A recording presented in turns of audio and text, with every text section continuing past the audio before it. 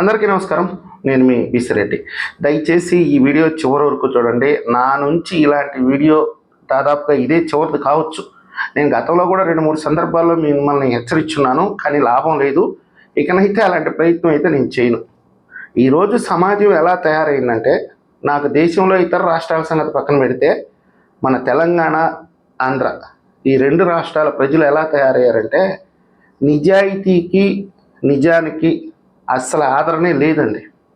ఎవడైతే అక్రమ సంబంధం పెట్టుకొని ఆ అమ్మాయిని తన చెల్లిలో అక్కో అమ్మగా చెప్తాడో వాడినే హీరోని చేసేస్తున్నారు.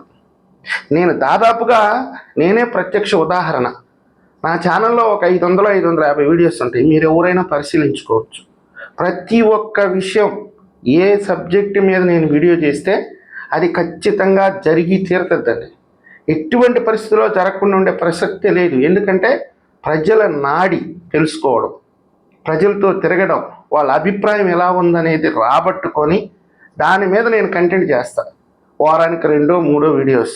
కానీ ఎవరు దేకరు. నేను చెప్పిన ప్రతి విషయం జరిగి తీరినా కానీ నన్ను సమర్థించరు.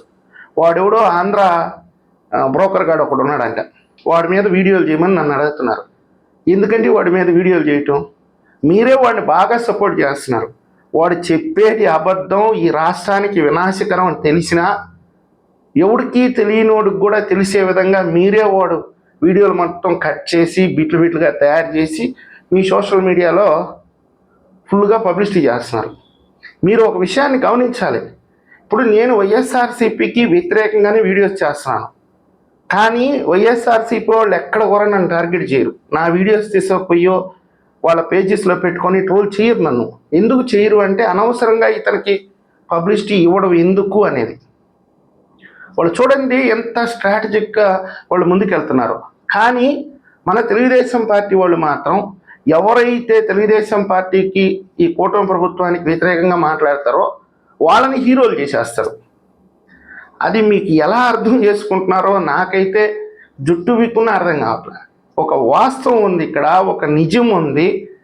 దీన్ని కదా మనం ముందుకు తీసుకెళ్దాం అనేది ఎవరికి అర్థం కాదు. మాకు వ్యూవర్షిప్ రావచ్చు, సబ్స్క్రైబర్స్ లేకపోవచ్చు, ఎందుకంటే మేమేం డబ్బుల కోసం చేయట్లేదు. ఒకవేళ మాకు లక్షల డబ్బులు వచ్చినా తినేదానికి ఎవరు లేరు. వాస్తవంగా చెప్పాలంటే మేము ఒక అనాథలం, నాకెవరు లేరు. ఈరోజు నిజం చెప్తున్నాను. నేను చాలాసార్లు కూడా చెప్తున్నా. నేను కేవలం రాష్ట్రం కోసం, కేవలం ఈ రాష్ట్రంలో ఉండే యువతరం కోసమే ఈ విధంగా నేను జనాలకి, నాకు తెలిసినంత వరకు జనాల్ని మొబిలైజ్ చేయాలి, మోటివేట్ చేయాలి, వీళ్ళకి నిజం చెప్పాలి, ఈ రాష్ట్రాన్ని అభివృద్ధి పదంలో నడపాలి అనేదే నా యొక్క ఆకాంక్ష. నాకేం బిడ్డలు కూడా లేరు. రేపు మా బిడ్డలు ఏదన్నా ఇంజనీర్లో ఏదన్నా ఇంకో పెద్ద చదువులు చదివితే ఈ రాష్ట్రంలో ఉద్యోగం చేస్తారు కాబట్టి నేనేదో ఈ రాష్ట్రం కోసం పోరాటం చేయాల్సిన అవసరం కూడా నాకు లేదు. లేదా మా బంధువులు ఎవరు నా కోసం ఎదురు చూడట్లే, నా సంపాదన కోసం. నా స్నేహితులు ఎవరు నా సంపాదన కోసం ఎదురు చూడట్లే. కానీ ప్రజలే ఆదరించరండి. పోనీ నేను ఏమన్నా అబద్ధం చెప్పానా? ఇదిగో పలాని సీట్లు వస్తాయి, ఇన్ని సీట్లు వస్తాయని చెప్పి అన్ని సీట్లు రాకుండా నేను ఏదన్నా అబద్ధం చెప్పుంటే, నువ్వు అబద్ధం చెప్పావు అని నన్ను అన్సబ్స్క్రైబ్ చేసుకోవచ్చు. యుద్ధం రాదు అని ఇండైరెక్ట్గా చెప్పామన్నా. శవాల మీద పేలాలు ఏరుకునే ఎదవలు ఉన్నారండి. అనవసరంగా దీన్ని ప్రజల్ని భయభ్రాంతులకు గురి చేస్తున్నారు. పాకిస్తాన్ని ఎలా కట్టడి చేయాలో కేంద్ర ప్రభుత్వం అన్ని రకాలుగా చర్యలు తీసుకుంటుంది. ఆర్మీకి అన్ని విషయాలు తెలుసు. ఇవన్నీ బహిరంగపరచరు, రహస్యంగా జరిగేది జరగద్ది అని చెప్తే కొంతమంది నన్ను తప్పుపెట్టారు. బెట్టింగ్ యాప్స్, అతను ఎవరో అన్వేషణ, అతను చాలా పోరాడుతున్నాడు, దమ్మున్న మొనగాడండి, మగాడండి అంటే నేను ఆ రోజు స్పష్టంగా చెప్పా, ఈ బెట్టింగ్ యాప్లు అనేది అన్వేష్ ఆ విధంగా యూట్యూబ్లో పోరాటం చేస్తే జరిగేది కాదండి. సుప్రీంకోర్టుకి వెళ్ళాలి, లేదా పార్లమెంట్లో చట్టం కావాలి అని అన్నా. ఇప్పుడు ఆయన ఒక వీడియో పెడితే 30 లక్షలు 40 లక్షలు డబ్బులు వస్తాయంట.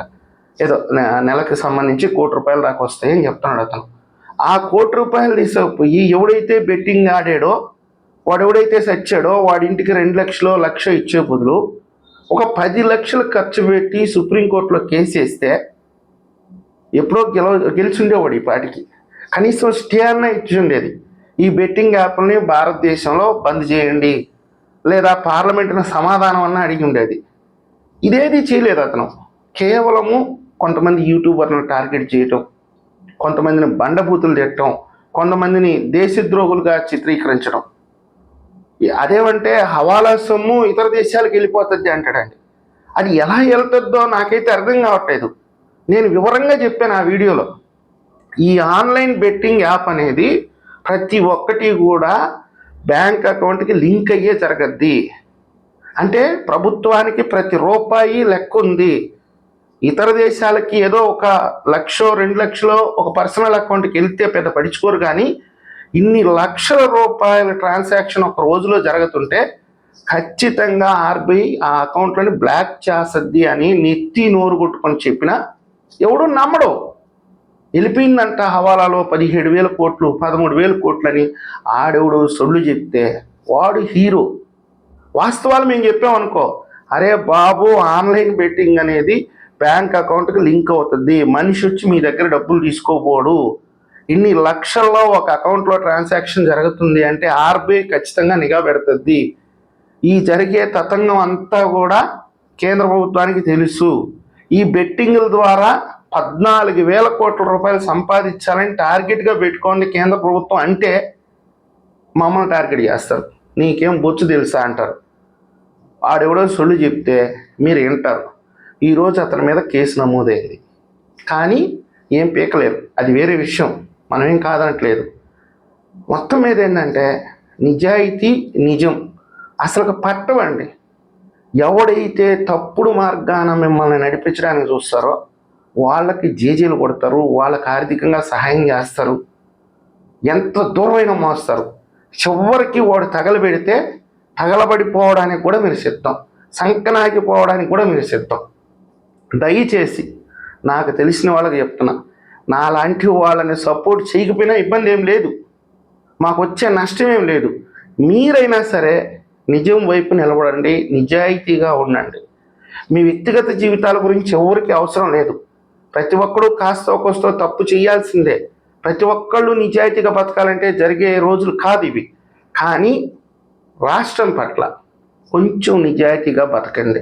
వీలైతే నిజాన్ని బతికించడానికి మీ వంతుగా మీరు సహాయం చేయండి. ఎవరైతే ఇలాంటి ఫేక్ ప్రాపగాండా చేస్తున్నారో వాళ్ళను ఒక కంట కనిపెట్టి ఉండండి. ఇదే నా చివరి రిక్వెస్ట్. ఇక ఎప్పటికి కూడా ఇలాంటి రిక్వెస్ట్ మీకు చెయ్యను. నా పని నేను చేసుకొని పోతా. నేను ఓడతానా గెలుస్తానా తర్వాత విషయం. ఈ రాష్ట్రం గెలవాలి, తెలుగుదేశం పార్టీ గెలవాలి, జనసేన పార్టీ గెలవాలి, బీజేపీ గెలవాలి. ఇది నా ఆకాంక్ష. ఈ వీడియో మీకు నచ్చినట్లయితే లైక్ చేయండి, సబ్స్క్రైబ్ చేయండి. ధన్యవాదాలు.